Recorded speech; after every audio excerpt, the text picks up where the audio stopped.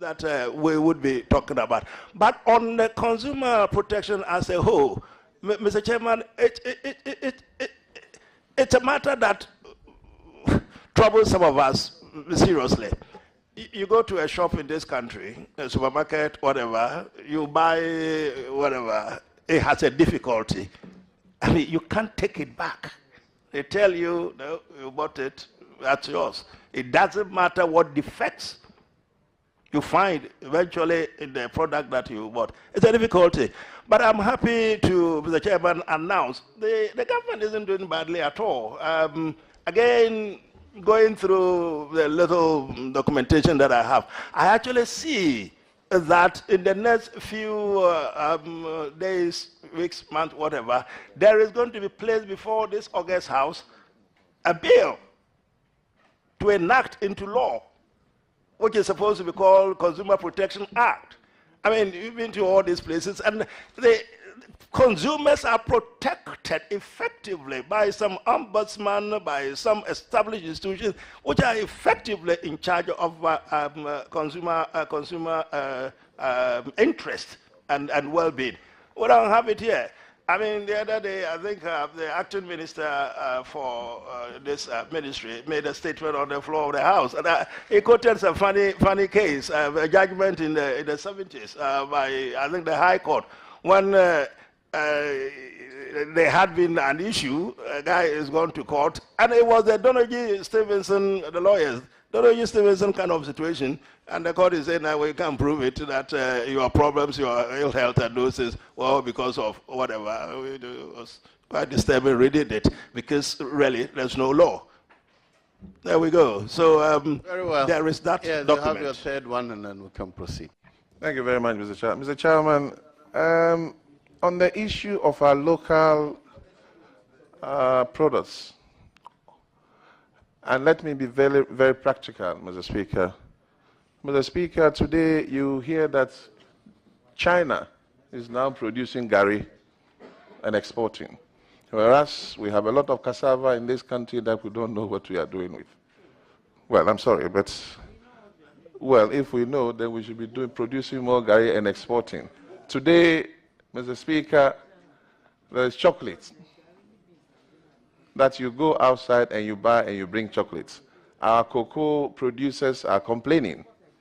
Mr. Speaker, I just don't want to go into it, but the long and short is that what can you do when you are giving the nod to ensure that the local products, you help them to export by working with the Free Zones Board so that we can encourage them to produce and sell? Because as it were, they produce tomatoes, they produce cassava and all those things, and after 6 months or so, they go rotting.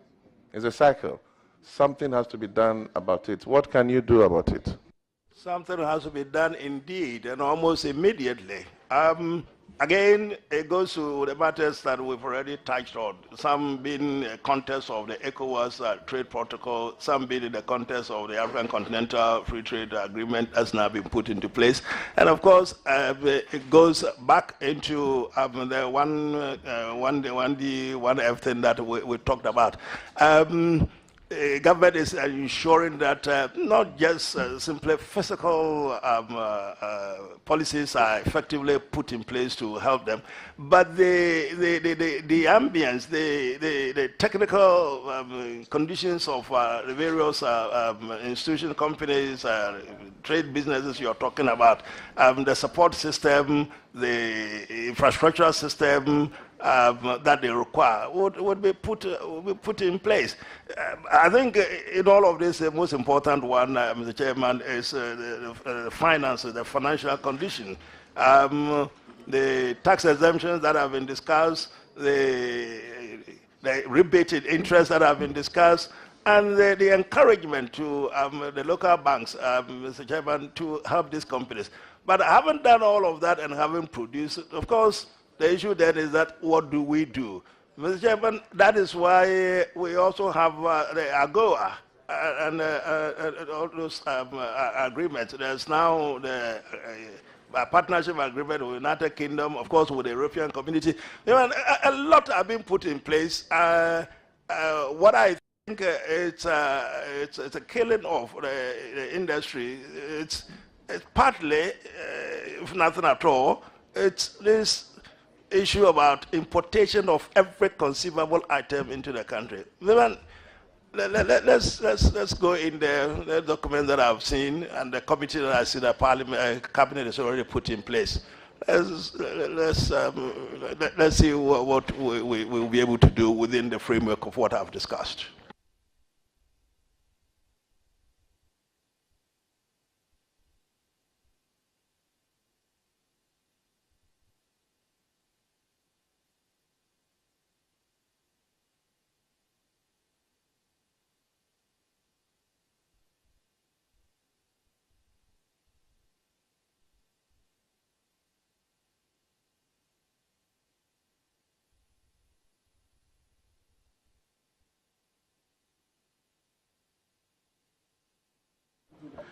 Yes.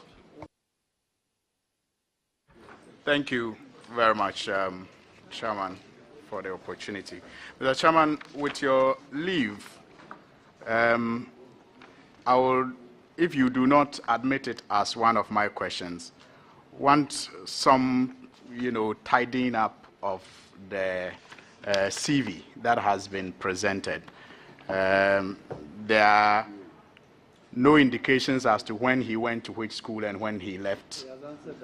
He has answered that. Okay, but there's also no indication as to whether he did national service or not. Honorable, if you Has it answered that? if also? you want to ask that as a question, It's please. part of the CV, and I'm just no, we seeking your didn't leave do to the see. CV separately. So if you want to ask us a question, please Okay. proceed. Okay. And Mr. Chairman, there was a question also about how many children he has. In the era of nepotism and all of that, Mr. Chairman, I do not understand why it was ruled out, but it wasn't my question, and so the person didn't insist on it being Honorable, answered. kindly ask your But question. to my first question, Mr. Chairman, can you be tolerant with me a little? No, I'm not tolerant anymore because you all get offended when I was way too tolerant. Members get offended, so please, let's be formal.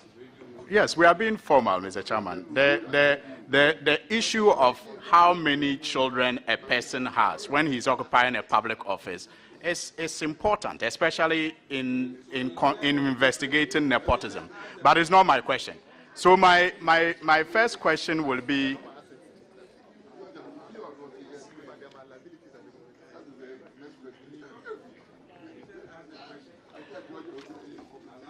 did you do national service, honorable nominee?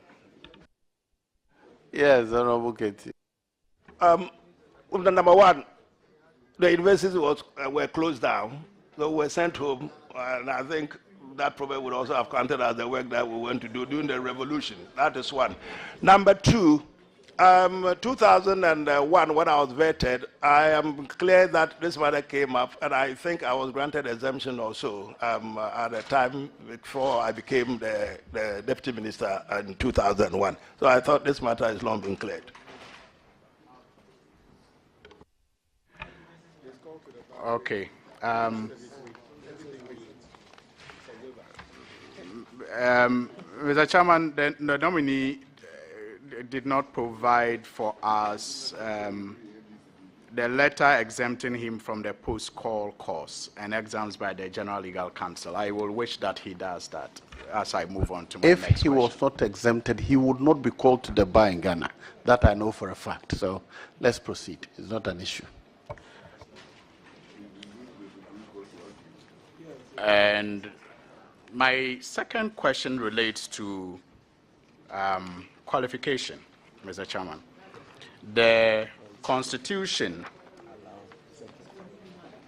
under Article 94(2) of the Constitution, a person shall not be qualified to be a member of Parliament if he, A, owes allegiance to a country other than Ghana, or B, has been adjudged or otherwise declared bankrupt, blah, blah, blah. Mr. Chairman, that's not my interest. My interest is in D, has been found by the report of a commission of, or a committee of inquiry to be incompetent to hold public office or is a person in respect of whom a commission or committee of inquiry has found that while being a public officer, he acquired assets unlawfully, or defrauded the state, or misused or abused his office, or willfully acted in a manner prejudicial to the interest of the state, and the findings have not been set aside on appeal or judicial review.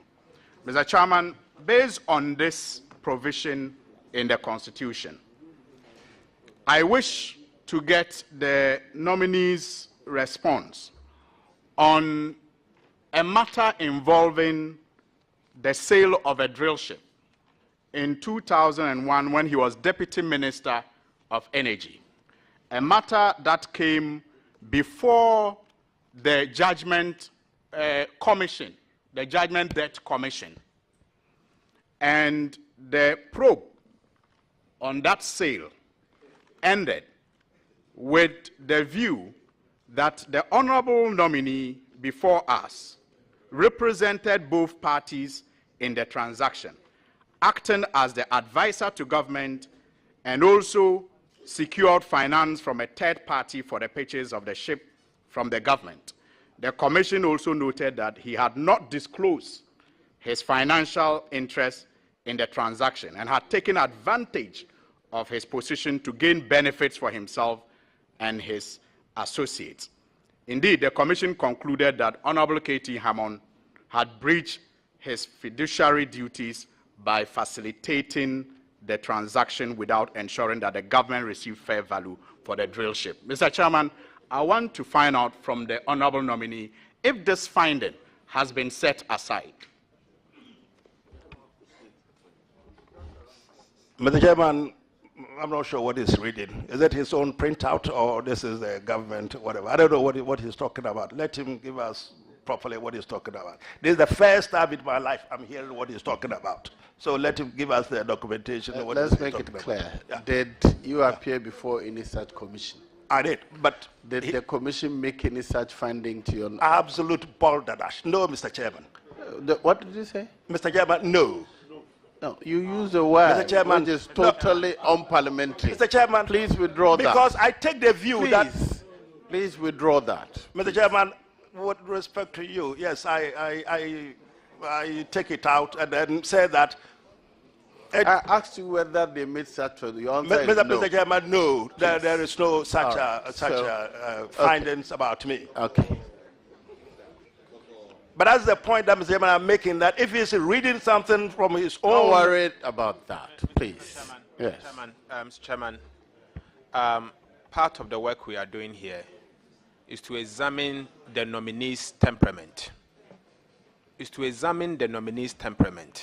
So the nominee must ensure that he answers questions with the right temperament, regardless. We are colleagues.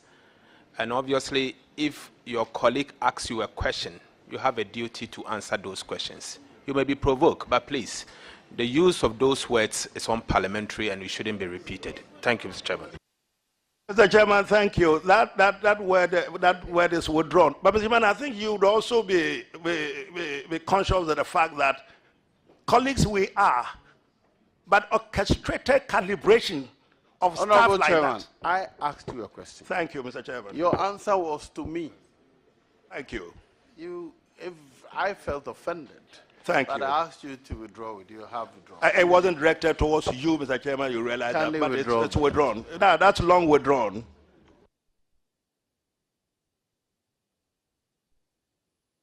Yes, Honorable, kindly continue. Mr. Chairman, since he has demanded that I provide the source document that I used to ask the question, I take it that we are still on that question. And so I can make a presentation on the government white paper that was presented and get his response. I asked him, he says he is not aware of any such finding on him. So if there's any such finding on him, kindly table it so that it will... Mr. Chairman, I wish to table the government, the Judgment Debt Commission report and the government white paper on it. I wish to submit it. Thank you. It's in soft copy now. I will submit it immediately. We are done. Mr. Chairman, it is allowed. Hard copy don't have. Mr. Chairman, it is allowed. Copy, no, I have the hard copy. It is allowed. Mr. Chairman, besides, Honorable, it's okay. All right. Honorable members, can I have some order, please? Well, I'll take it that you will bring a copy to me so that I'll share it to the members. Please proceed. thank you very much, Mr. Chairman. I mean, the judgment, that commission report, and the government white paper are public documents, and so I will just submit them accordingly. I will move on to the next issue, question number 2. Sir, no, Mr. Chairman. I want to, sorry. May I find out from the honorable nominee if he has a breaking point? I mean, at what point, for example, will you ever consider resigning from a public office? What are some of the things that will make you, for example, offer your resignation, to your appointing authority? Yes, Honorable. Mr. Chairman, I don't quite comprehend the question. Is there anything that will get you to resign if this question, if you're not approved? It's a difficult question to answer. Okay, yes. You're talking about a situation when this House approves me and I go to the ministry. Is that what it's talking about? Is that it, Honorable? Yeah, sure. Well, obviously, if the chief executive, who will be the president, and I have fundamental disagreement, then of course that's a good ground to say thank you very much and walk away. Yes, the next question, please.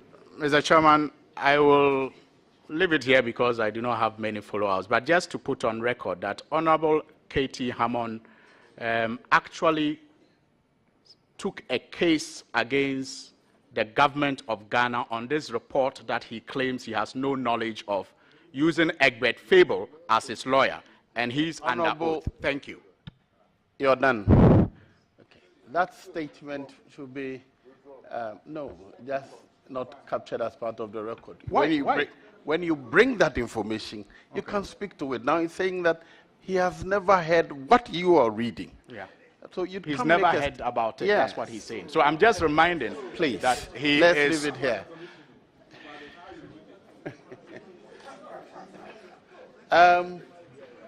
Yes. Mr. Chairman, please, with all respect to you, deference to you, on this matter, please let me make a point. Mr. Chairman, for about 20 years now, this particular subject, I would explain something. This matter has been making all this. I have never said that I do not know about the drayship. That's not the point I've made. I've never said that I've not appeared before an appellate committee. I have not said that. What I've said today is that I do not know what he is talking about, because that has never been in any publication as far as I'm concerned. It isn't the appellate report is read out there, and it is no other report that is talked about. I think this should be on record. Do you have the appellate report? Absolutely, Mr. Chairman. Would you like to tender? Of course, Mr. Chairman. It is the only document that I decided to bring around. Whoever is around, Mr. Chairman, they can hand it over to you. I do have it. The clerk will take it.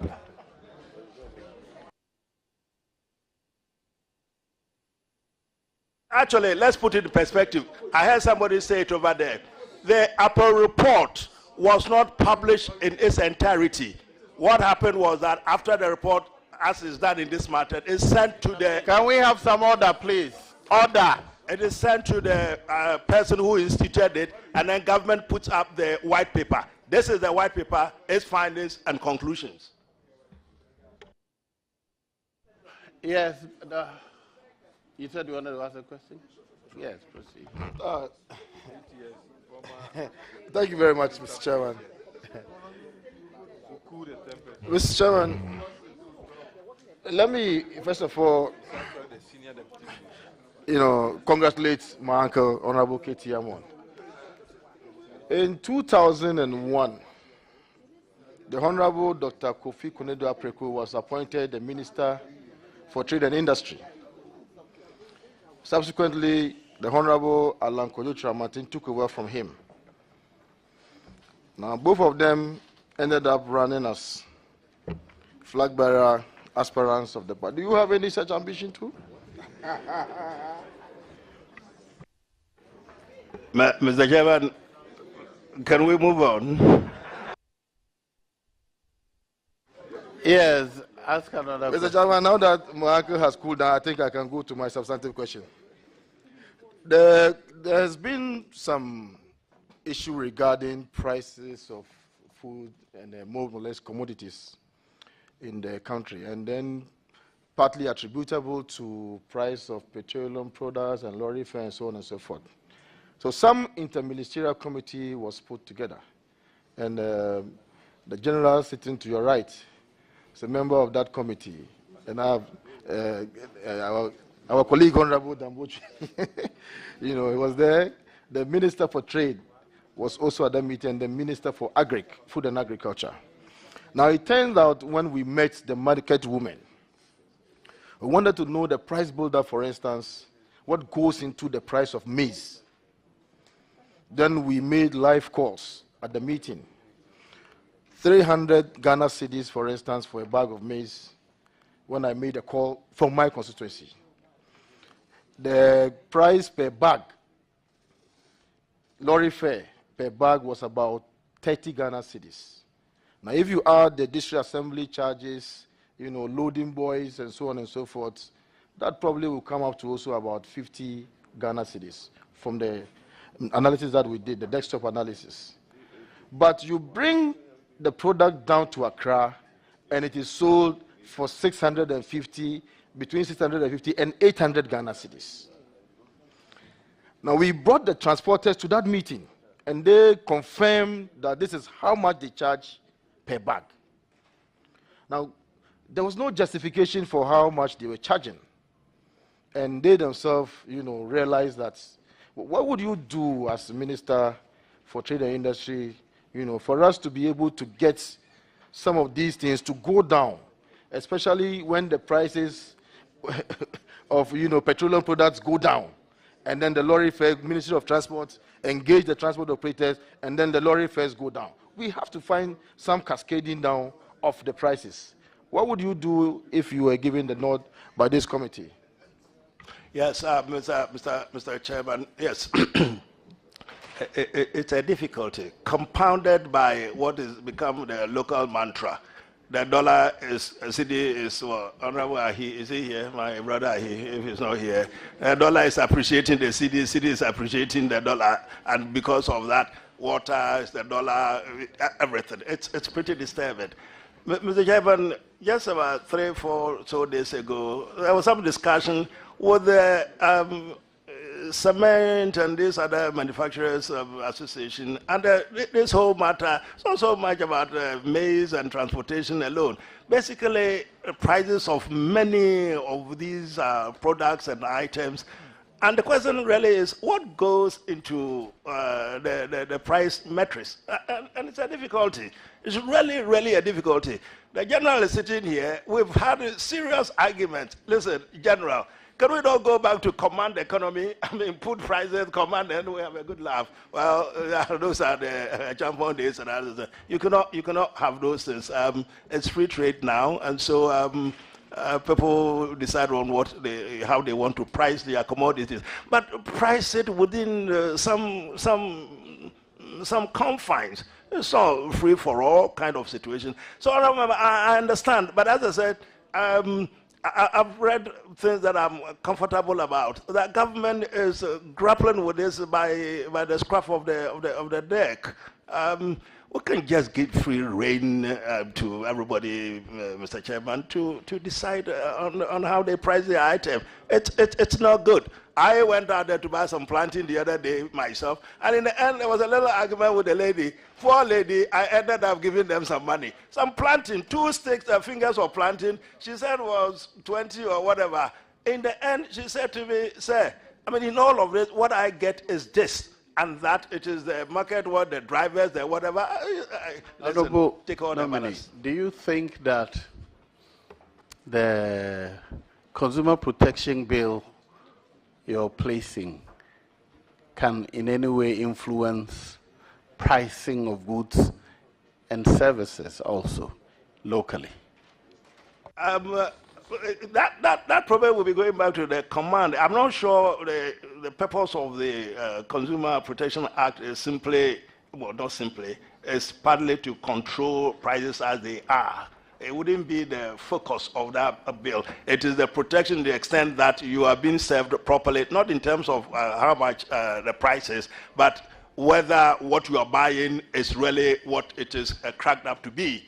And then the after-sale effects and all of that. That seems to be what the Consumer Protection Act is about. But in terms of pricing, Mr. Chairman, I think it is a matter that collectively everybody should be thinking about. The market women, the drivers, the whatever, because really it's unfair. Let him finish, please. Mr. Chairman, I thank you. Now, I like your vibe regarding the command economy example that you gave. Now, if you look at La Côte d'Ivoire, right from independence, is one of the countries in Africa that has operated a very liberal market, highly capitalist in nature and all sort of that.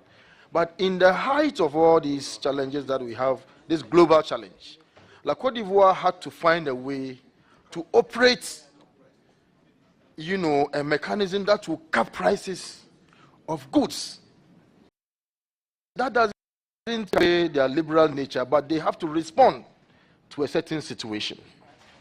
Would you lend your support to such, an initiative if it is tabled at cabinet, for instance? Well, fantastic information. I think it would definitely be considered. Okay. Thank you, Sir. I'm done. Let me, Gisela, okay.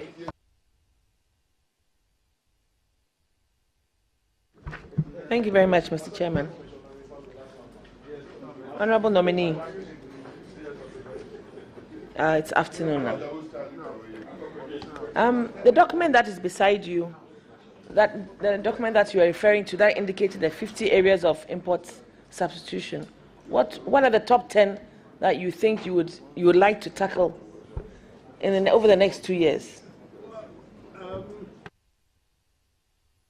Well, if you want me to have a good look at it, it starts from things like used vehicles, it goes to palm oil, cement, the guts I was telling you, bladder and the thing from animals, then the cereals, and then rice, those excavators, and then used dumpers, and quite a bit. It goes into 50, and then from there, then they do what they call the priority programs 2. They selected 20 out of the lot, and 20 will be in the form of rice, poultry, oil palm, fish, sugar, and then we go to manufacturing, and then of course the fertilizers and the ceramics. It has been segmented. The 20, it's what immediately it is thought that attention should be paid to. I'm asking this question because since I came to this house, I have seen you as quite a radical person. So I believe that with that, if you're able to go through, which we do not know yet, with that radicalism and with the prioritization that you have just mentioned, we believe that you'll be able to turn things around. Do you believe so? Well, thank you. Yes, I think I'm a radical. Some would say notorious one, but let's be honest. is within a certain context. This is a national framework. You don't go and behave like a bull in a China shop and destroy everything. Yeah. So we'll see how we'll be able to make our contributions felt. But at least the framework is there. All right. My next question is on what is your view on the business councils, on the various country-to-country business councils, and how do you think you can make them more effective? Business councils, chambers of commerce, how do you think they are actually contributing to? Do you think that they're actually contributing their quota to the best practice and best development and best outcomes for international trade? Considering your very long years of experience in Parliament and your experience generally. Well, those are difficult questions to give definitive answers to. I mean, well, we know what we have. We know what is going on. In all of this, they play their role. Well, I think they are not doing badly. They like advisory councils, just as I indicated earlier on a few days ago. The cement and industry people had some discussion, a chat with me.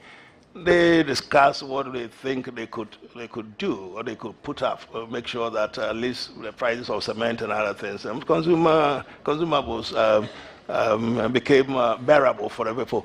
I suspect that is what the other associations, other councils, other groups have also been doing. They may not have scored 100%, but I think, well, to the extent that they have made inputs to rational policy making, they have served their purpose. Mr. Chairman, as he indicated, the ministry has a 10-point agenda. When you go to their website, it is clear on it. It is tabled on the website. Which of these 10 points do you think you're going to prioritize, aside from your 20 priorities of import substitution?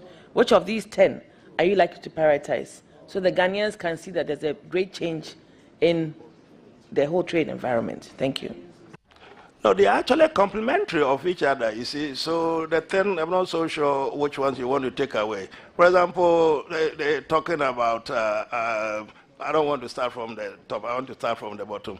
Private public dialogue, for example. I mean, you can't isolate that. It's important to have the public enterprise and then the private enterprise kind of having this dialogue. That's also important. They're talking about substitution, trade substitutions. I mean, subcontracting. You see, we have the bigger companies, we have the small ones, which cannot compete for anything, for much. So policies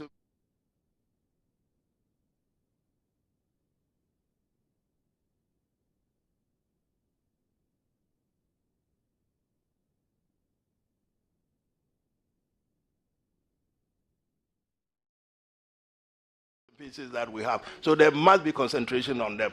And of course, there is the decision, the big ones. One district, one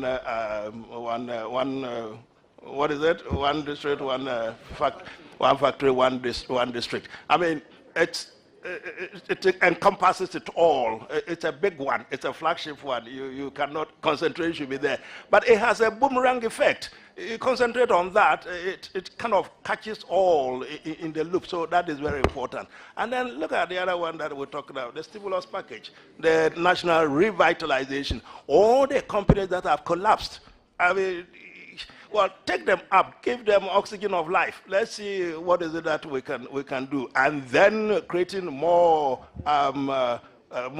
free zones and then economic parks. We're talking about the Buankra thing. They now have a greater Kumasi zones. And then, of course, concentration on trade.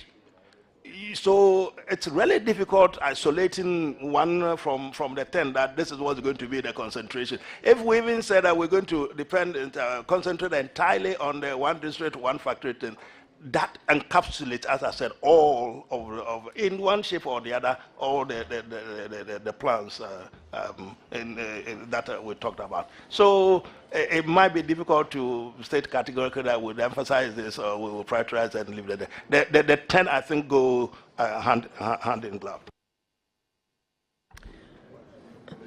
Thank you, Mr. Chairman. The last one is the development of SMEs, which I think in this 10 points, 10 pillars, it is the crux of the local economy.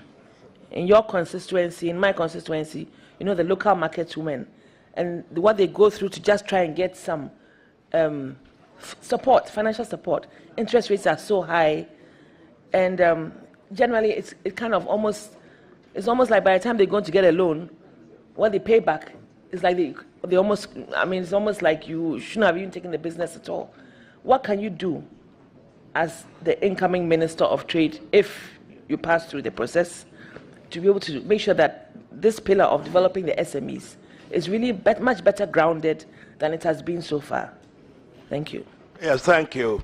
Again, as I say, it's not like we're going to start from scratch. There's something in place. It's all the discussion about it's all about finances, you know. Their finances are weak. So government effectively saying that we would ensure that you have some money from some participating banks. You have some money from the banks. Banks will be encouraged to do that. In fact, government goes to the extent of suggesting that you are not in it alone. We would also make sure that part of the interest that you'll be charged by these participating banks, we would take up half of it, we'll pay you half. Government is saying that we're going to make sure that you have a lot of tax breaks.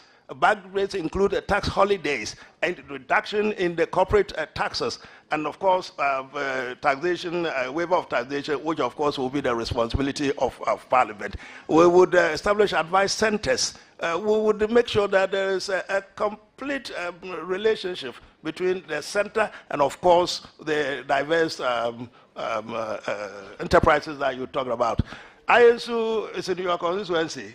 It's another classic example. I mean, I was reading about it and I was getting disgusted. You know, what happened and those who took over and all sorts of things, they are now in court and all that. Commander Sugar, who is Commander Sugar? Another issue. So Commander is not here. No, I'm talking. Ignore their side. Can always ignore that. Commander, it's another issue. When Commander was launched, I mean, everybody was excited because we knew about Commander Sugar Factory many years ago when we were what we were. And then it turns out that its implementation, Mr. Chairman, was catastrophic. So these are the things we will look at. We'll do our best. We'll complement the efforts of other colleagues. Maybe they will complement the efforts of our ministry and hopefully achieve something for the good of the whole country. Very well. Thank you. Now, yeah, just I'll give you the last one and I'll come to leadership.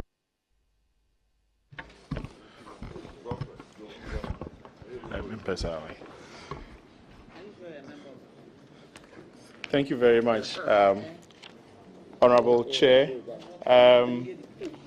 Honorable Chair, I just think that the nominee will still need to do some further works to tidy up the CV. If you look at page 3, paragraph 7, he mentions committee membership in Parliament. I have been, then he lists A to H. Now, I think it will help if he attaches some dates to them. I still see appointment committee. I just don't know which dates he served, and other committees that he no longer is serving, and so on. But yet they are all captured. So if he could spend some time to tidy it up, it will help. Particularly that it becomes a public record. Thank you, Mr. Speaker. My first question has to do with, and I hope that nominee will approach it with some specific responses. There has been the impact of COVID-19, for example, on global trade and how it's been structured. Many countries are enacting some protectionist policies and programs to be able to support local industry and local businesses. What are your own ideas? You just have 2 years. What are your own ideas that you are bringing on board to be able to navigate these challenges and then protect Ghana's trade interests?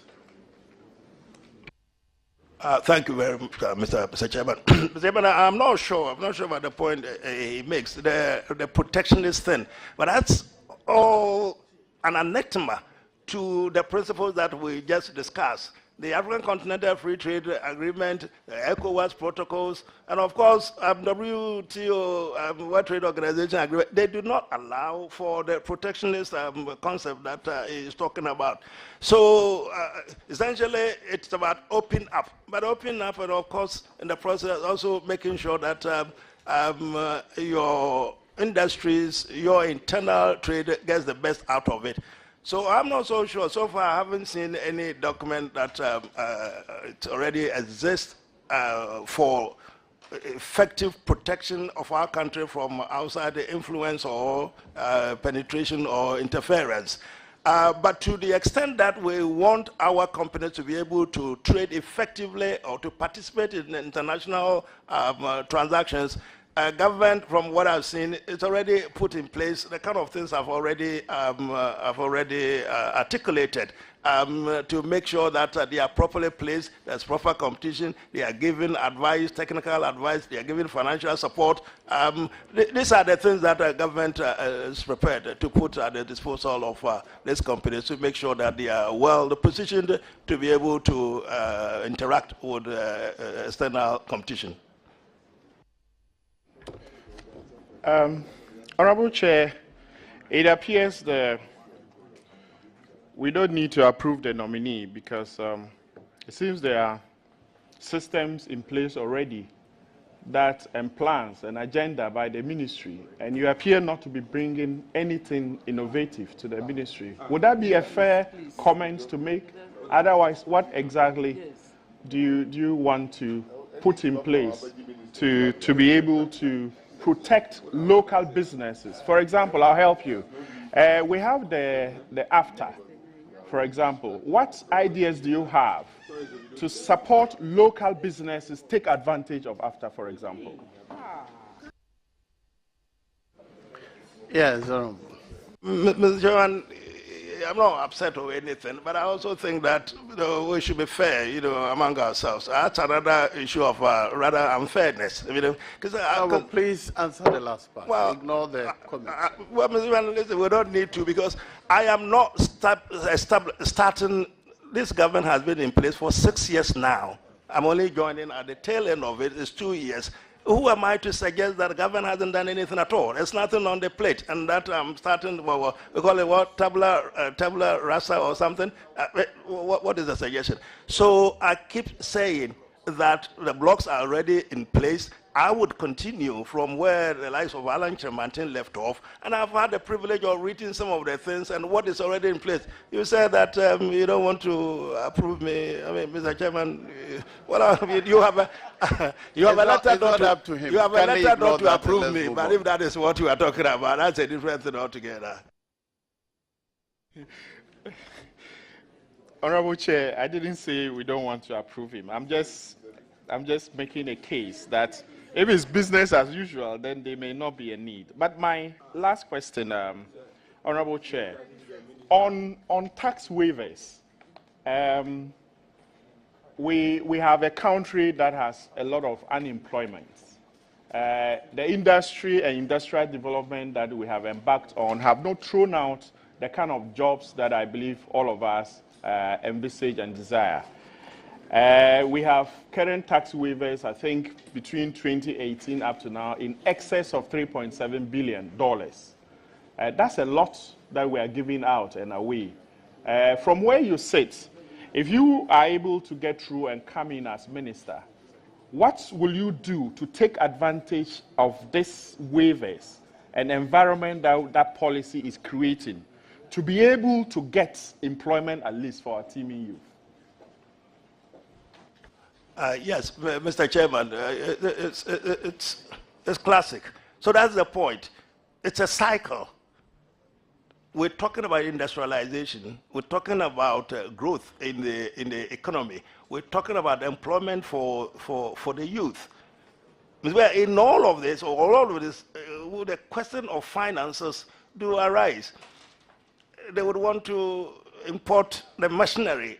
Fortunately, for whatever it is worth, we haven't been able to produce much by ourselves. So quite a lot of these materials, quite a lot of equipment would have to be imported.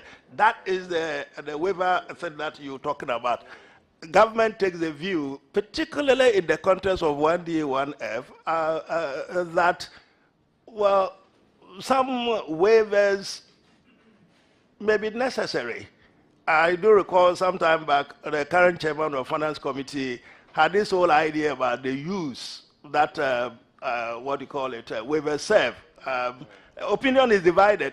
Those who have the view that you just indicated, that is it necessary considering how much is spent. There are others who also suggest that it's important to boost the productive sector. You don't have your own equipment in place, you have to bring them. But if you're going to impose all the levies, the taxes on them, in the end, you see, there are comments all over the place. Because everybody feels quite strongly about this matter. In the end, it will be how much is it that the consumer has to pay for the end product.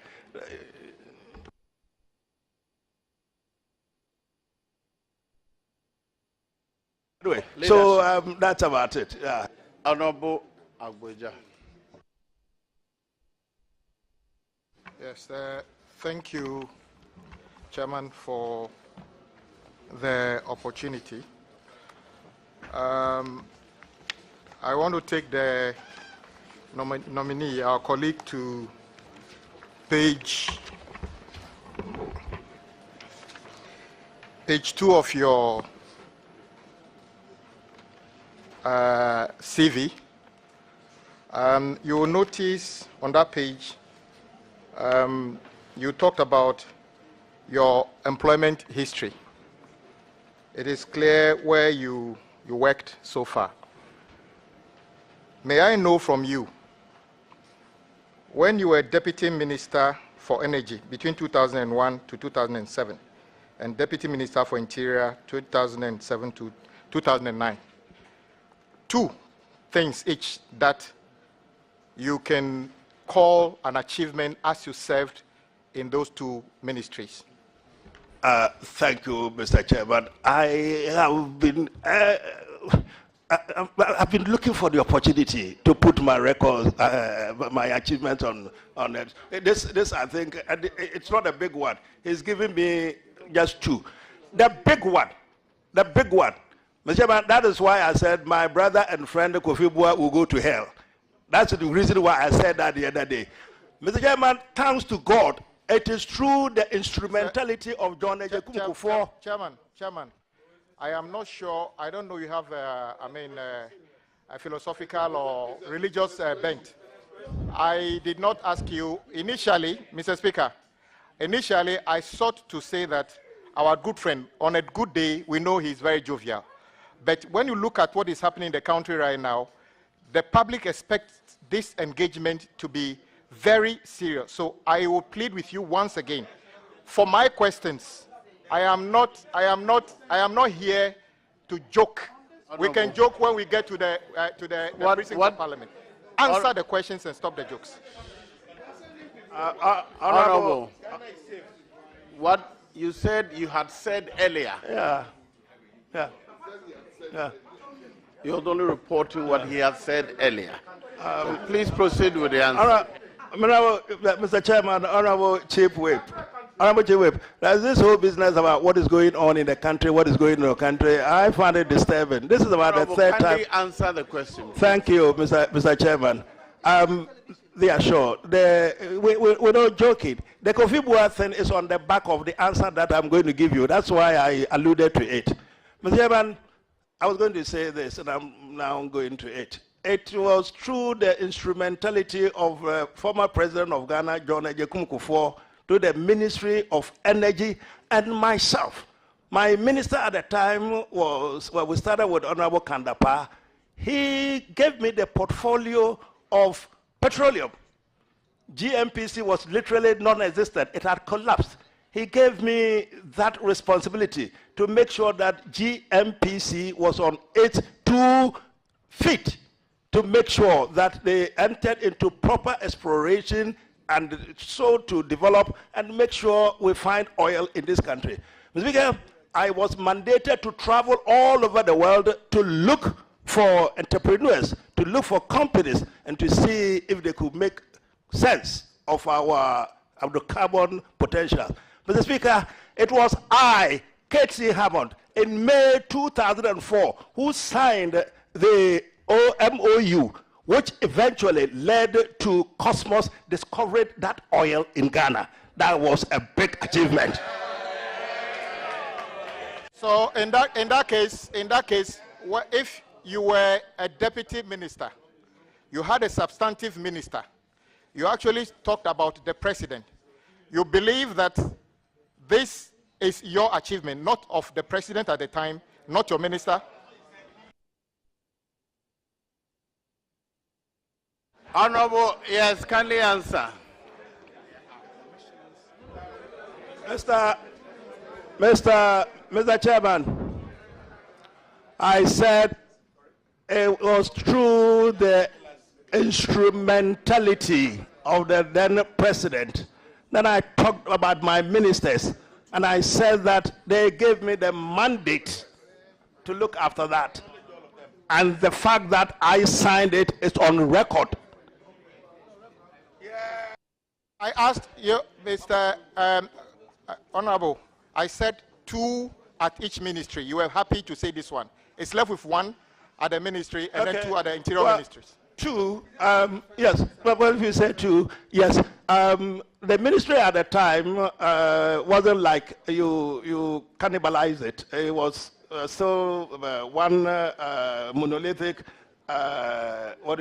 energy ministry. So we dealt with petroleum, and of course we also dealt with the power. I could give you so many, but I'll give you one with the petroleum, so let me move to power. Again, under power, with the authority and the supervision of my minister, ensure that rural electrification reached many parts of the country, possibly... Honorable, I don't have on your CV a deputy minister of power. I only have here deputy minister of energy. Honorable, we have a lot of time. So please, I'm asking you 2 at the energy ministry and 2 at the interior ministry. Can you please go ahead and give us those 2?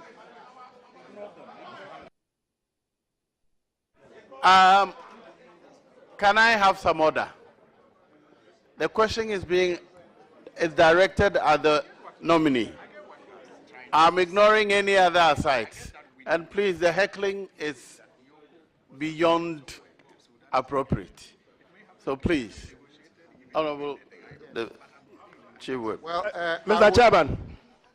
Chairman, Honorable Chief Whip, what I was saying was that during my time as the Deputy Minister of Energy, we had one undivided Ministry of Energy.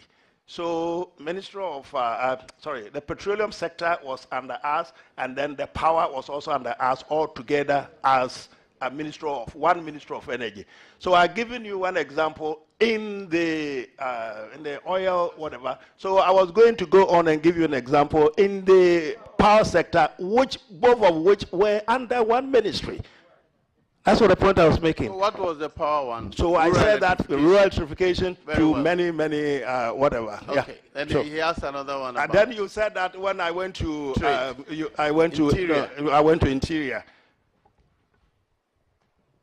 You see the border guards, the immigration, and there was this worry about their safety when they are patrolling the borders and whatever.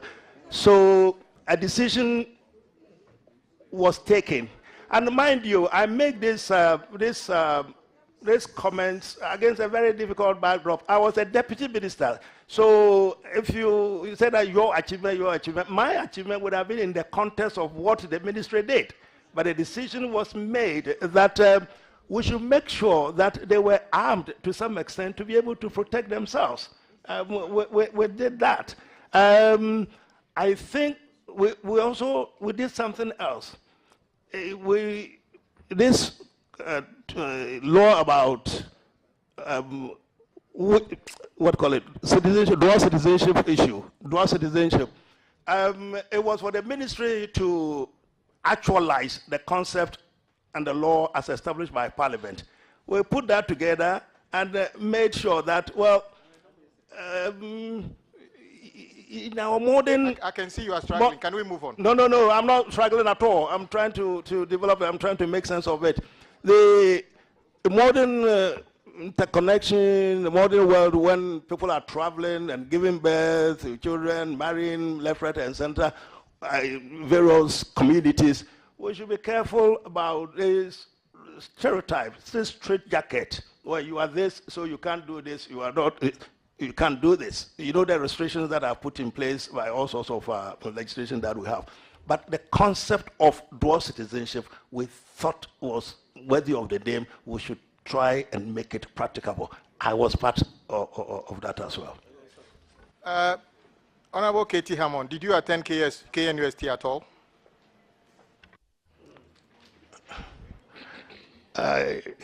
Legon and Tech always been at, I went to University of Ghana, Legon.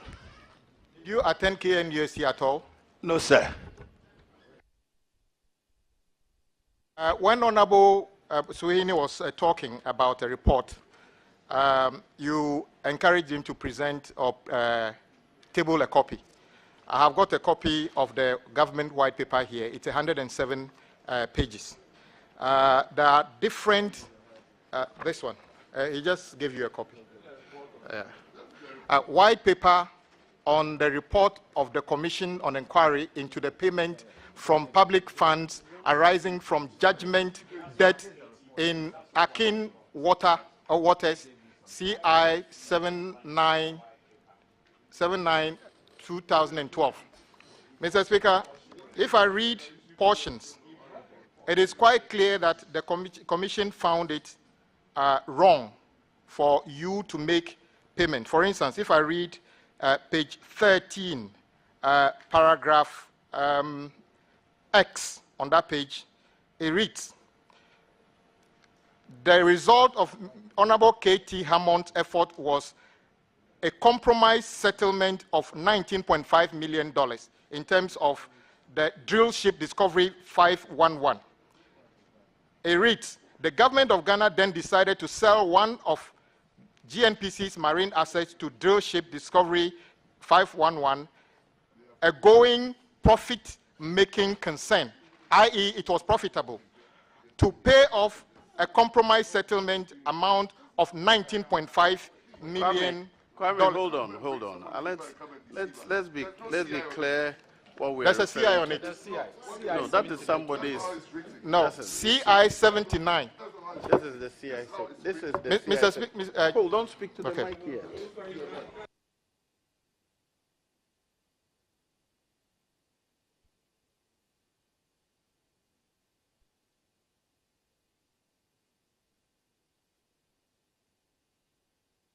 Honorable Katie Hammond tabled. Okay.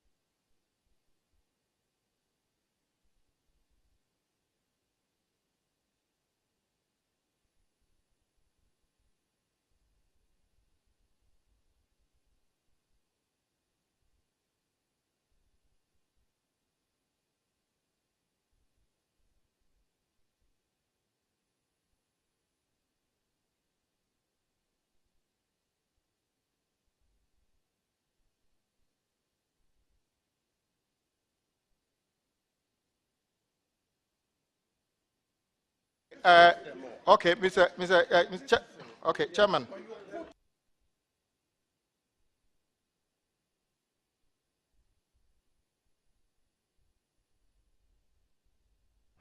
Mr. Chairman, we have, Mr. Chairman, one, we have the white paper as in CI 79. We also have the white paper on the report of the Commission of Inquiry into payment from the public funds arising from judgment debt, arcane matters, CI 79, 2012. So there are two reports before us. One is the report of the white paper, and the one is the CI itself. So in his case, he's only making reference to the report of the white paper. He has not said he's reading the CI. This is the report. Okay. Chairman, for the sake of progress, I'll make progress. I just want to put it on record that indeed, Honorable Katie Hammond was mentioned in that report to have sold a dealership, and the report queried that. Mr. Speaker, Chairman, you also said that, in fact, you went around talking about what you did as your achievement at the Interior Ministry. But unfortunately, interestingly, on that occasion, you said we should consider it as an achievement of the same ministry. But when it came to the Power Ministry, you allocated the achievement to yourself personally. Are you aware that since 2016, immigration officials were allowed by law in 2016 to carry arms?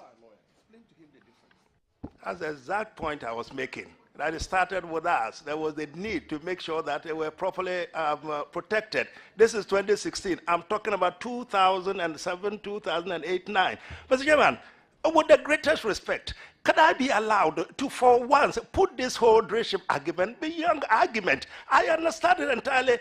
What they are saying is not entirely wrong. The Honorable Chief Whip seems to be missing a few things up. My brother, Leader Ato, is trying to explain. Mr. Speaker, bear with me. I'm capable of explaining this matter. For once, put it beyond argument. Now, two documents are what they are looking at. One is the CI, which put in place the committee to start with. I'll give you some background, Mr. Speaker. The whole concept of putting in place a sole commissioner to go into this, Mr. Speaker, came about 2012 when there was this whole hee-ho, baliho about what had happened during the administration of those sitting on this side. All the things that we talked about, you know the things I won't go into. And so it was decided that a commission to be put in place to investigate all these corruption allegations and all of that and all of that. Mr. Speaker, from nowhere, a decision was made that a single transaction which went back 12 years, which was the sale of so not entirely the sale, but the transaction in respect of the dreship, be added to that, the commission's deliberations. Mr. Speaker, I was invited to attend when the what we call the Apple Committee, Mr. Speaker, was put in place. I attended. My brother Dabuke was there. My then minister at the time who was involved with this was also there, Kandapa. But I was at the center of it, so it was fair that questions were put at me. Now, Mr. Chairman, I put it to everybody here. When is it that anybody in recorded history heard that a deputy minister of 3 months at post sells a state asset like a ship? 3 months. We went to the ministry, I think about April or so. This thing took place about June, July. 3 months. Cabinet met. What had happened was that the GMPC that I talked about, Mr. Speaker, had been run aground. It's going to be lengthy. I want to explain it so the whole country understands. Mr. Speaker, somehow a decision had been consciously made by the GMPC outfit at the time that they were going to involve in what they call hedging. For all those around who know about the commercial transactions and whatever. Mr. Speaker, hedging is a kind of gamble. You lose or you win. a decision had been made that there was some gas in the tunnel south. So some monies were going to be placed on the outcome of the discovery of gas, which eventually did not materialize. Mr. Speaker, and they were doing what they call putsch. They were doing what they call whatever. In the end, you know what happened to GMPC? They were saddled with a debt of 47 million United States dollars. Now, at the time the Kufuor administration took over, Mr. Speaker, GMPC was nothing to write home about. Now, I tell you one conversation I had with the president. I have always said that discussions with the presidents and other top echelons of state are private and confidential. On this matter, I want to divulge it for once for the whole country to understand what went on. We went to the president about GMPC, and my point was that, Mr. President, share Nyankopon aseri nitwi nyame onte say what we normally say. If it is the case that there's so much oil in Nigeria through this place, and at that time Cote d'Ivoire had also found something, why is it not that, Honorable Asaf should be helped, should be encouraged to make sure that at least GMPC is found? They were so broke, it was heartbreaking. They had no P1 peswa. The president was disgusted. Look at what they done to GMPC. Well, Asaf go with them. Mr. President used the word.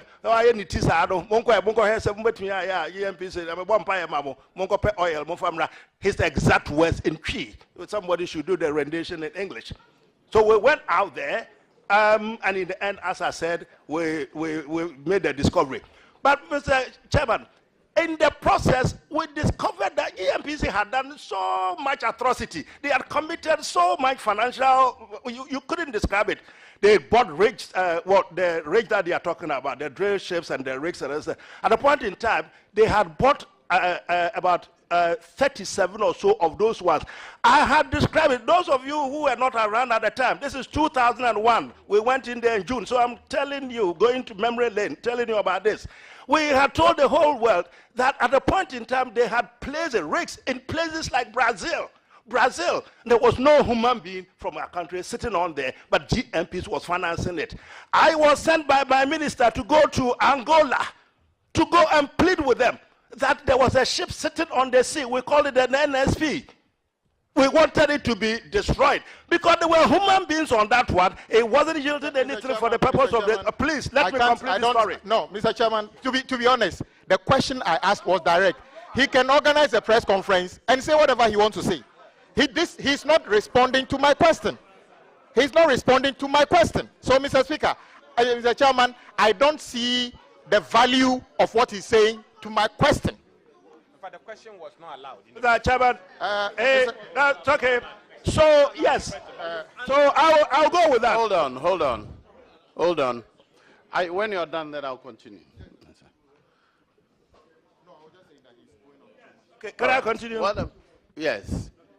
You see, I asked that Honorable Suyini bring the report to me. He brought it to me. I asked that Honorable Katie Amund bring his one to me. He brought it to me. I have not given it to members. I intended that we discuss it at this level. Before I'm aware, members are holding it and they are speaking to it. It becomes issue largely here like this. Now he says, let me explain the circumstances before you indict me. I don't think that I should deny him. And please continue, just be straight to the point and precise. I'll get to the point, Mr. Chairman. Mr. Chairman, so Mr. Chairman, what happened was that 2001, June thereabout, the Ministry of Energy was informed that from the activities I've just described, there was a debt of $47 million that GMPC had created. And what they had come about is this. They had entered into this heading with a company called Société Générale in France. And in the process, the famous or the notorious drill ship D511, Mr. Speaker, had been collateralized to the loan. Thank you very much. Before we came to power, we came in 2000. This collateralization was in 2000. 1993, 1994, up to 1998. Some of the people date 1996, others date 1998. So the ship had been collateralized as far back as 1998 to Societe Generale for the debts that I've talked about. Mr. Chairman, the worst of it is this. The ship had been impounded in Amman. It had gone, not working for Ghana, it had gone to work for a company in India. On its way back, it was going to go to somewhere in the United Kingdom. Mr. Chairman, I don't think what is happening is fair, Mr. Chairman. You have no, please. Mr. Chairman, I don't think it is fair. Please. Don't restrict questions. Yes, when he You don't finishes, restrict ask questions, him. but give the Please. nominee the opportunity to set his... It's not fair. You restrict the questions, but you give him the free will to set his own questions and answer. It's not fair. Honorable Suhini, you have the opportunity, you just jump in. You won't even allow me to regulate. That is how we are here. The things we agreed to do, you unilaterally decided to go behind it. So why shouldn't I allow him to respond? Let him respond. After that, you can ask him any questions you want. Please proceed. Thank you, Mr. Chairman. So this ship had been impounded. It had been arrested in Amman. We were informed about these developments and the fact that the matters were pending in the court of London, England. At Cabinet, my minister put up this issue. The Attorney General and at the time had all considered the issues, and they were clear in their minds that the position of Ghana was hopeless. We had gone and then we had taken this loan, we had collateralized the ship, we had GMPC, so Ghana, GMPC had defaulted. This is how the debt came about. There was no way of pleading the case but to settle. Mr. Chairman, this is where I entered the fray. I was informed that since I was a practicing barrister at the Bar of England and Wales, and this matter was pending at the Court of England in London, I was possibly, and of course related to the Ministry of Energy, it was suggested that I should go and find out what we could do. Now, what to do was simply find out how much we could pay. They were asking for 46 million.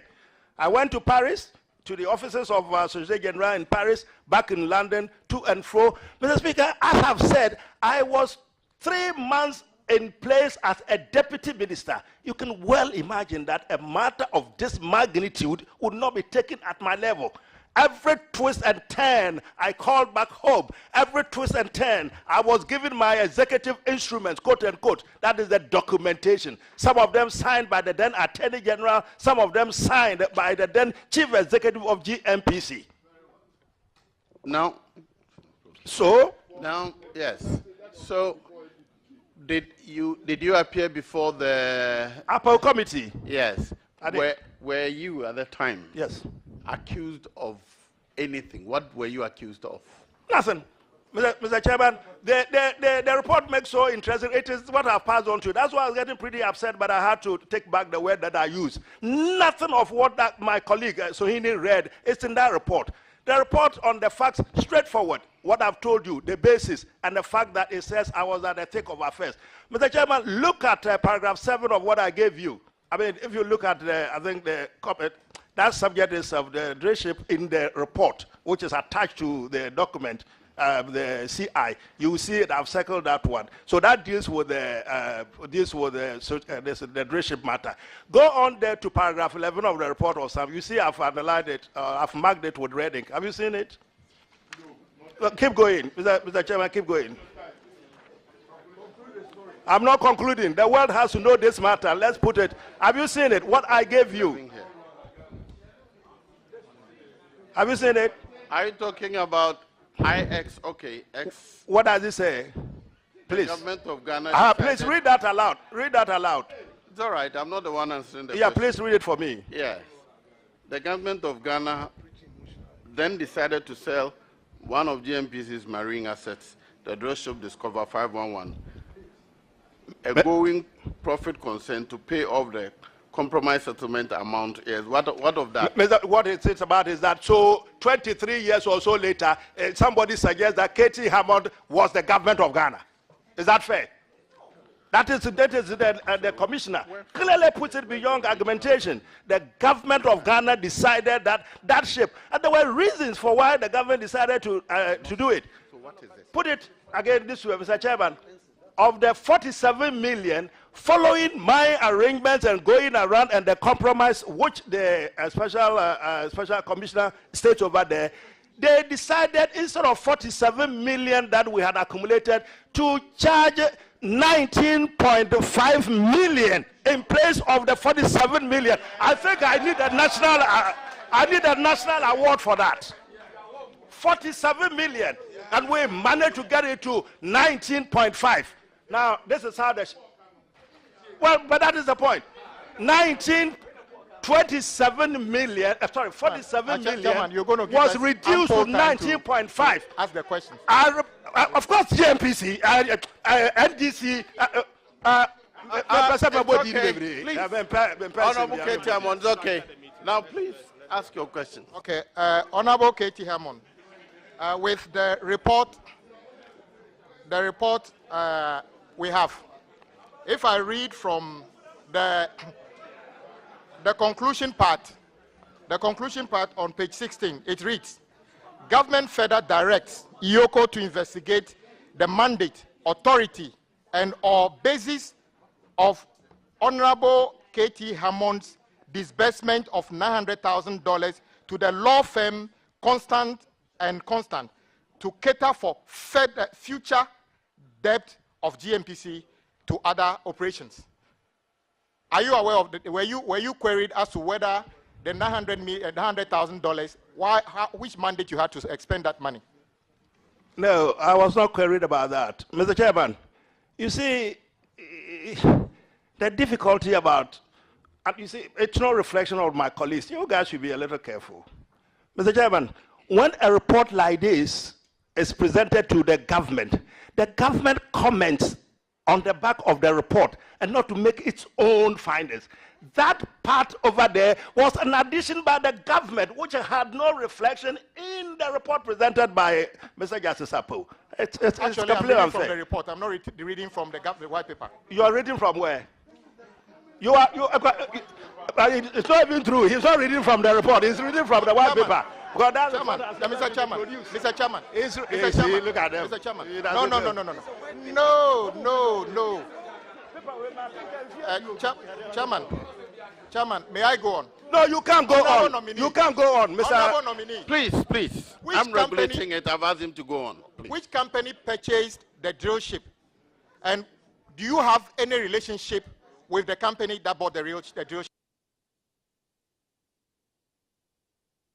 Mr. Chairman, so that this whole argumentation, because 20 years I've lived with this, I know every bit about it, without going back and forth. This matter has been before the sole commissioner. Sorry, that's ask the question. Yes. Do you have any relationship with the company that bought the drill ship? No, Mr. Speaker, no. Do you know the name of the company that bought the drill ship? I'm sorry? Do you know the name of the company that bought the drill ship? 22 years ago. I mean, really. Pardon? 22 years ago, one of the Finnish companies, they bought it. GMPC has the answer. I don't remember it. It's not in the report, I think. When the nominee was responding, in fact, his opening remarks, I agree with him when he sought to paint a very awkward picture of happenings in our country.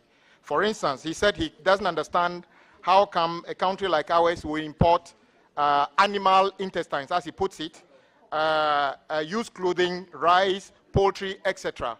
May I find out from you, what is your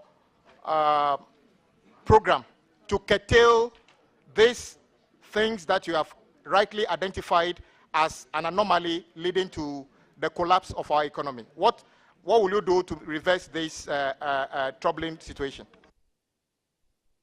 Mr. Chairman, I did indicate that I'd seen some documentation from cabinet where a team has been And this for Koboka. No, I offer say what Honorable forgive me. please. Forgive me. Please. Forgive me, Mr. Chairman. Mr. Chairman.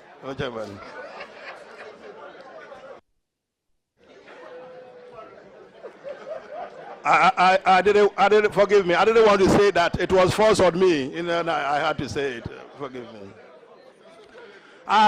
Chief Whip, I had indicated earlier on that I've seen some documentation in which Cabinet has set up a team. Cabinet has suggested that it probably is a good thing for the country to look at import substitution and take account of these matters that I mentioned and which you have come back to. It's identified about 50 of these items that Cabinet, through the various ministries, should be looking at. It's been pruned down, the 50 has been pruned down to about 20, which government thinks that deserves immediate attention. So it's become an interministerial kind of thing, obviously superintended over by the Ministry of Trade and Industry, but it's a concern. So let's go in there, and then together with our colleagues, it's not a matter that, I mean, me sitting here, I'm able to profess my own ideas, what I'm going to do. Government is already taking steps, and the document... Honorable Katie Hammond, you will be the government advisor, the government senior advisor on trade and industry. You are telling, well, you will be leading government drive at that ministry. You are telling us that you have cited a document, which you haven't even told us what the content of that document is. Why should this committee approve you based on a document you've read, which we haven't seen?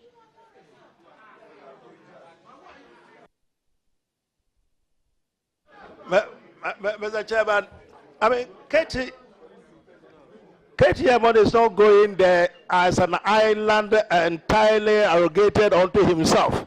He's going there as part of cabinet. The cabinet has been in place for 6 years. I'm only going to compliment what has already been put in place. And I told you it's a document. Of course, you want to see, maybe you can't see it now because this is my own notes. I saw something and I scribbled down a few things. You can't even read my handwriting. But I've seen a few things and I've indicated it. This is the intention of government. There is a committee. This is the suggestion. I will go, hopefully, if I'm allowed to go, be part of the team, and then we'll put this thing into practice to see how it adheres to the benefit of the whole country. Honorable Katie Hammond, on 30th of October 2022, Institute of Statistical, Social and Economic Research urged government downsize government to solve part of the economic situation. 21st January 2023, Professor Eli Claim Komla, a lecturer at University of Ghana, downsized government to be able to solve part of the economic as a challenge. 26 October 2022, Occupy Ghana, downsized government to be able to solve part of the economic situation.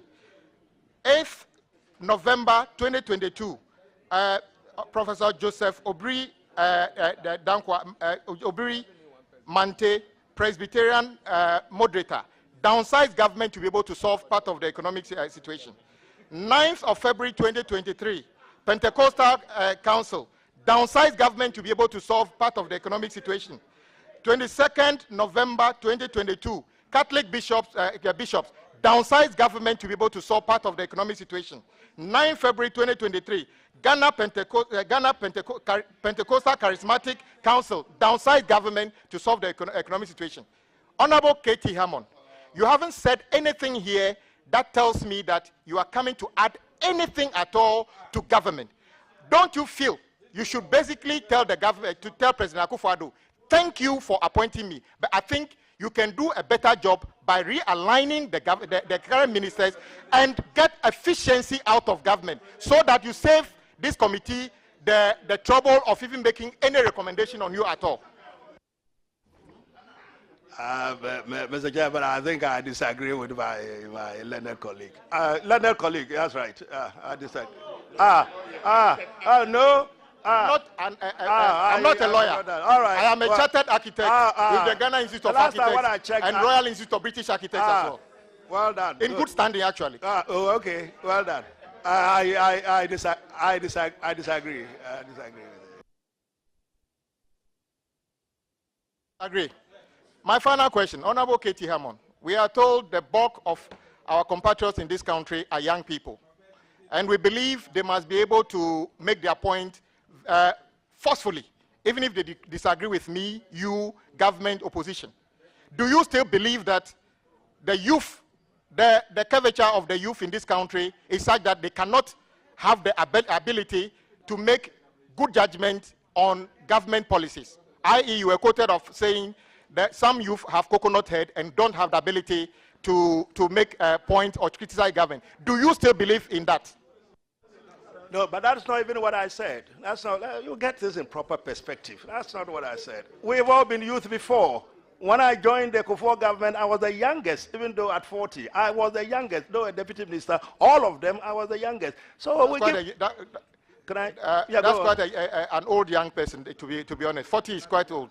But that's the point I'm making. I was. But we've been young before. So it's not for anybody to try and castigate the youth unreasonably. What I have been saying is this, and let's get it right. The youth has all the reasons to say what they want to say. They have the right, entitlement to participate in the government of the country.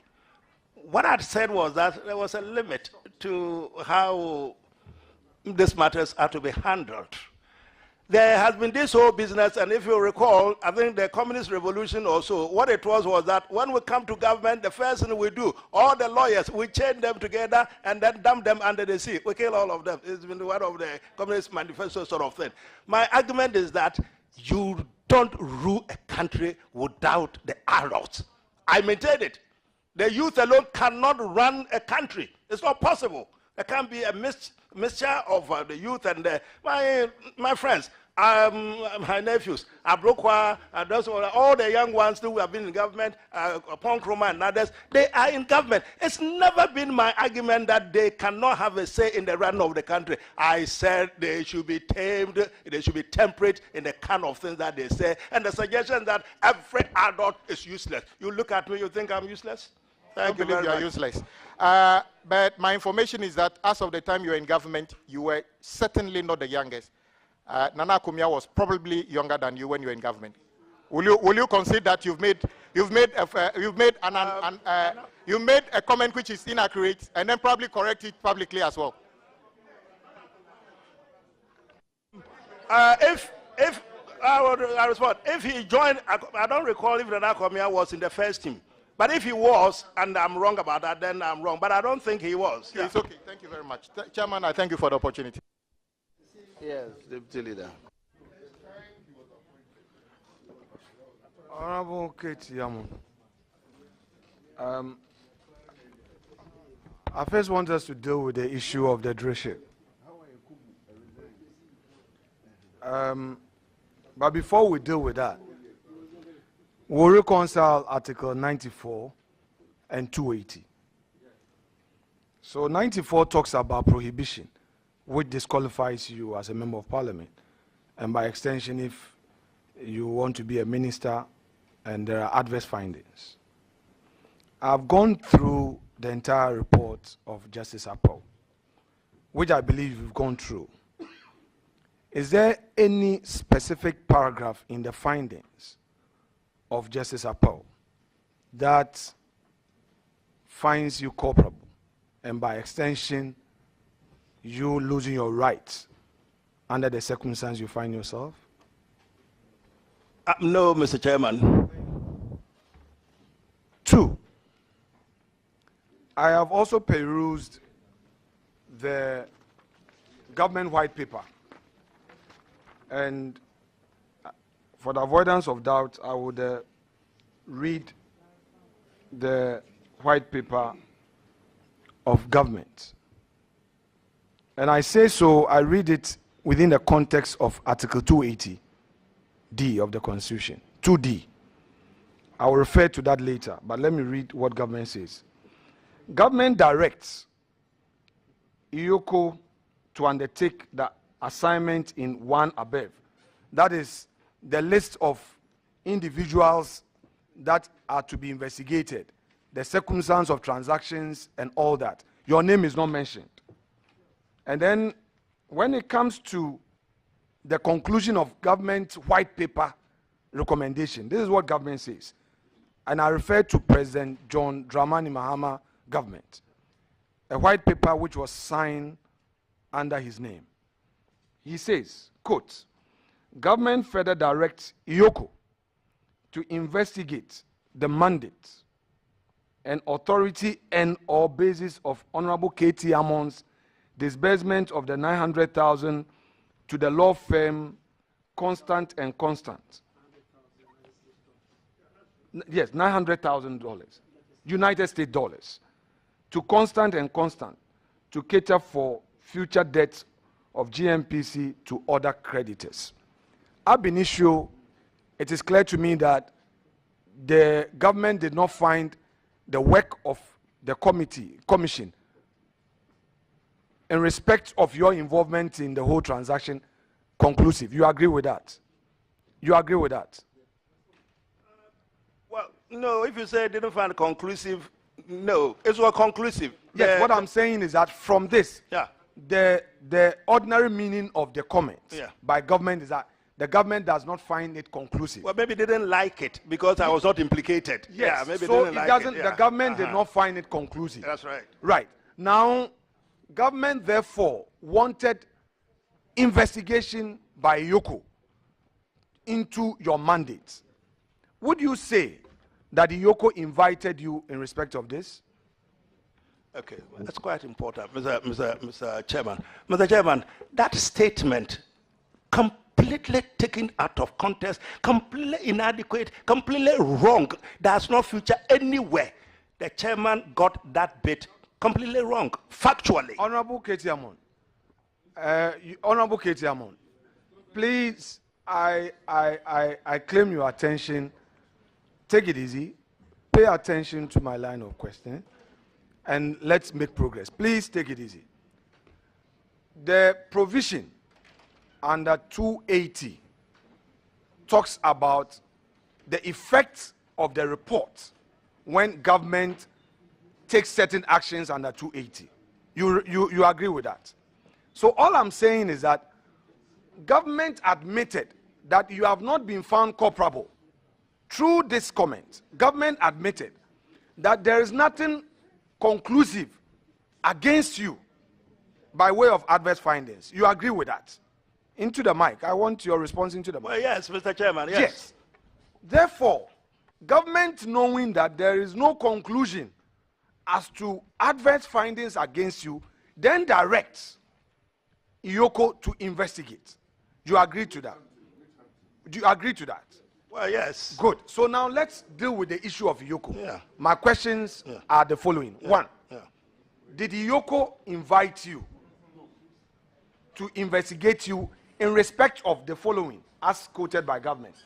Government further direct IOCO to investigate the mandate, one, authority, two, and or the basis of Honorable K.T. Amon's disbursement. I heard you in an earlier answer saying that everything you did was under the direction of government. And in fact, Justice Apo himself did say, I mean J.A. as he then was, did say that government had taken certain actions, so it didn't refer to you. I am saying that did IOCO invite you on this matter for the purpose of bringing a finality?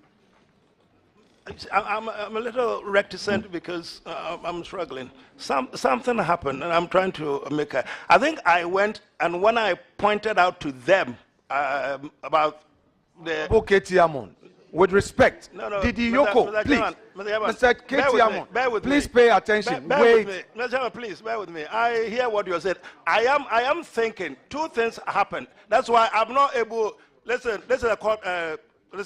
we keep on saying that it's... we say it's not a court, it's a house of records. I want to be clear whether they actually invited me or not. I'm thinking, this is 2012 to now. It's about 11 or so years ago. But let me, Chairman. Please, would it please you to take some water?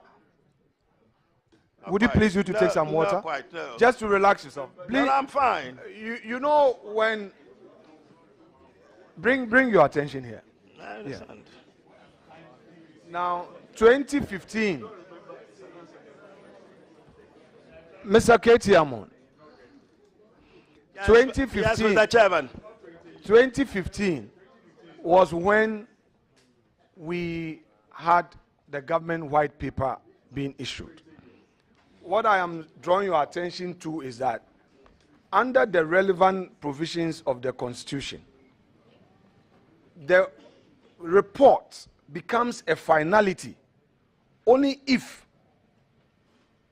280 is not triggered. Now, government triggered 280. That notwithstanding, the report itself did not come out with adverse findings against you as a person. We've read it, and you have answered that, yes, there was no such thing. Now, let's go to the secondary stage of the steps government took. Government in its white paper under 280D said Iyoko should investigate you. Question. Should further investigate, meaning that it doesn't find the report conclusive, maybe because the report did not find you, did not come out with adverse findings against you.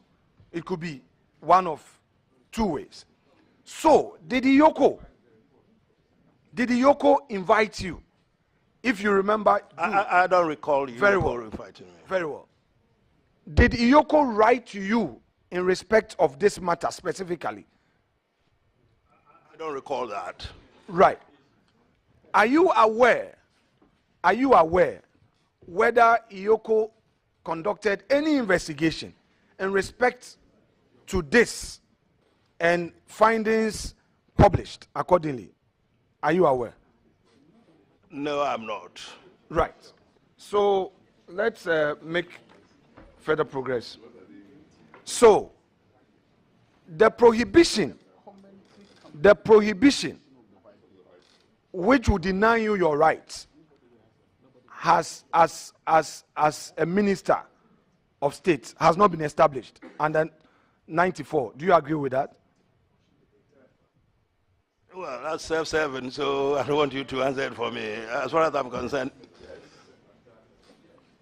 well, no, it has not been established. Indeed. Now, Anketi, so let's go to the trade, the 1D1F. The 1D1F. Arab Ketiamon, pay attention. Who is there that is distracting you? Let me remove. He said, let's go to there. 1D1F now. I heard it. Thank you. I don't know who is there that is distracting you. I want to remove Don't the disturb person my from brother, General Dambuchi. Yes, kindly.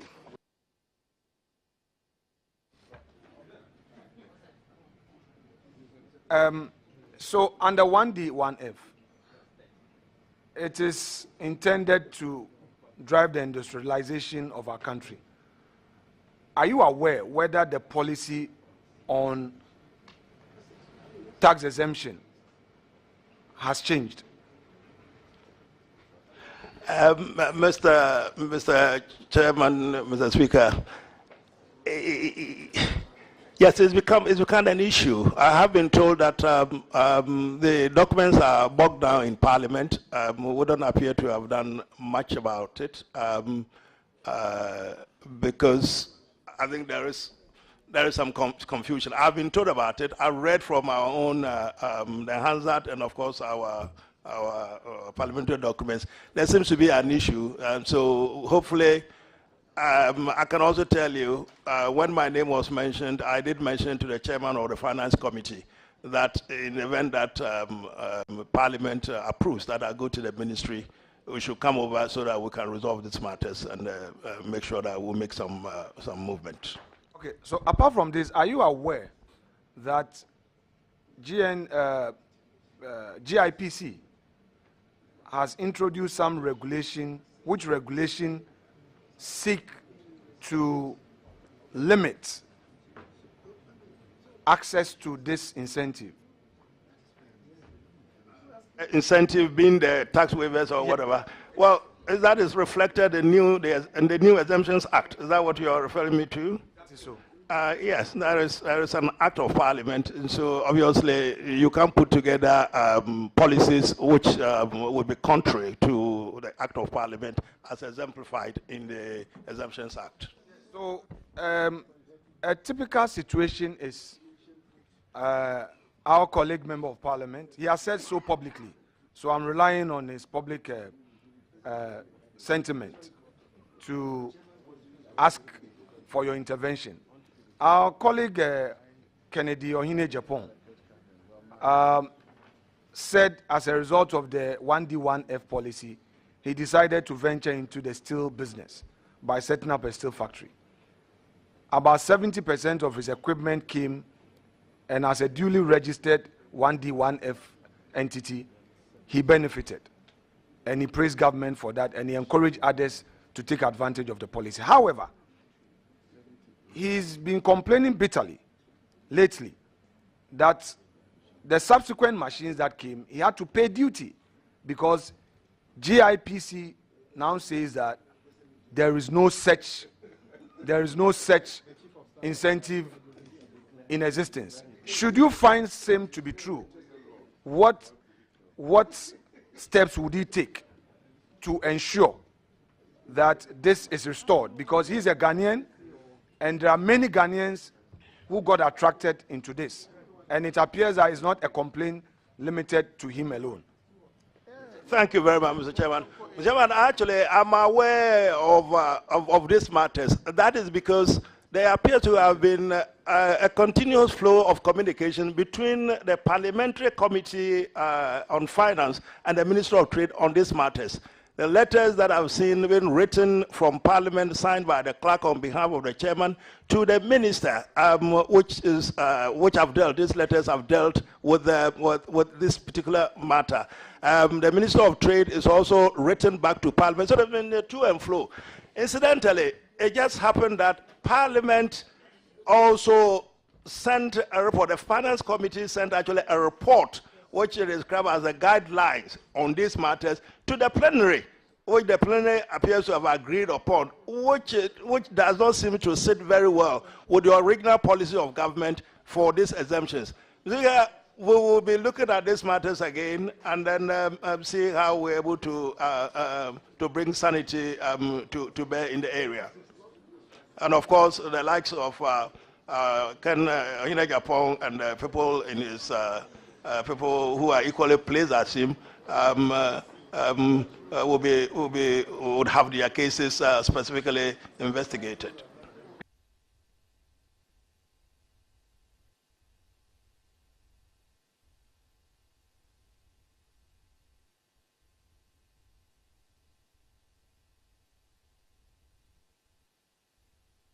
Mr. Speaker, Mr. Chair, with respect, for our work to be conclusive and to let Doubting Thomases have a clear mind, because the Ghanaian public is watching and listening. An important constitutional matter has been raised, which matter, if it is so, would prohibit our respected colleague from holding office. No, Mr. Chair, if you may allow me. Don't worry, that is our job. If there's anything illegal, I would not approve it. So, Mr. Chair, I thought you would allow me, you would know the drift. You're going to put the law to No, I'm not going to ask him a question. Then let's wait. Now, the man has been sitting down for 3.5 hours. So let's finish with it. Mr. Chair, I thank you. I will not challenge you. I appreciate the opportunity given me then. Thank you so much. I have no further question to ask. Thank you. Thank you, Mr. Chairman. Mr. Chairman, obviously, Mr. Chairman, we all know that 1D1F is a flagship program under this government. Obviously, it is one of the key mandates of the Ministry of Trade and Industry. We know that this policy initiative by this government was designed as a program for rural industrialization. with the following key objectives. 1, creation of mass employment. 2, value addition. 3, substitution of import substitution. 4, increase export. And 5, increase in foreign exchange. However, in the 2023 budget, the Minister of Finance had this to say. He said, Mr. Speaker, Ghana is heavily dependent on import. He went on today to say that Ghana had to spend $10 billion every year for the purposes of import, and listed some of the items we have to import. I want to find out from you, Honorable Nominee. 1, can you outline some of the key achievements the 1D, 1F has achieved so far in terms of the objectives of job creation, import substitution, and export, and most importantly, foreign exchange? Can you please give us, if you have any information about this? Well, I think I first can take the job creation bit. That's the whole import of it, as you rightly say. We have so much unemployment, and you say that in our rural areas, it's also the peri-urbans who are rushing to get into the cities. So it was to stem the flow of the youth to the capital to look for non-existent jobs. My understanding is that if all that is in the pipeline, the various industries that are anticipated are contemplated under the scheme, at least those that have started, which are at various stages of completion, if they all come together, we're looking at about 238,000 direct and indirect employment that's so far been created. So that, I think, is some sort of achievement. You talk about import substitution. Well, I don't know so far what is it that we've been able to produce in such quantities that have had to stem the flow of imports. That I don't know. But we do export things, the cashews, the oil palm. I'm not sure about the cocoa, but the things that we produce on the little scales that we all know, some of them are export. Well, cocoa is not probably part of it, but some of them are export. So I should think that they contribute to restoration of our foreign reserves. Honorable Nominee, so far the government of Ghana has spent 10 billion cedis approximately on this program, including tax exemptions, subsidy on loans, and other incentives. 10 billion Ghana cedis on this program. Considering your answer, do you think this program is worthwhile? Oh, I think it's worth how much has been put in there. You see, it's in the teasing stages. We haven't seen the completion of the entire package. It started from somewhere. I'm not sure whether Jumako area, we already have one over there. Well, if we have, that's good. Yeah, but it's supposed to spread over the entire country. I suspect that in the end, when it's all put together and the effect is measured, I think we would say that it is worth the effort and money that has gone in. The youth employment thing is it's an area that we should also be interested in. If I understand that because of this policy, some youth have actually come together, established industries, and government has contributed some of the monies that you talk about to ensure that their businesses are up and kicking. Honorable Nominee, what steps or strategies will you be able to introduce to rejuvenate the 1D, 1F if approved? At the risk of repeating things that I've said, it's not it's not simply coming in there, the KTM wants this and this and this. It's a government, it's a collegiate, it's a collective entity. I've told you, I've told the hearing that there are plans. The 1D1F is a flagship project for the government. Its concentration is massively focused on it. So it's not what I personally would do.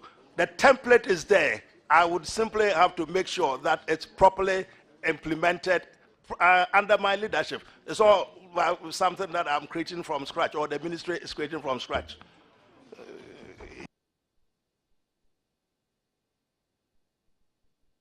The Honorable Majority Leader wants to ask a question before I come back, so I'll allow him to ask his questions and come back. Mr. Chairman, I think it's just for the avoidance of doubt question that I'm asking. Now, I think a very fundamental issue has been raised in respect of the qualification or otherwise of the nominee. And Article 94(2)(d) has indeed been cited. Also been brought into the picture is Article 280, the import of it. Now, an issue has been made about the content of the white paper following after the investigation, as from the Commission of Inquiry, and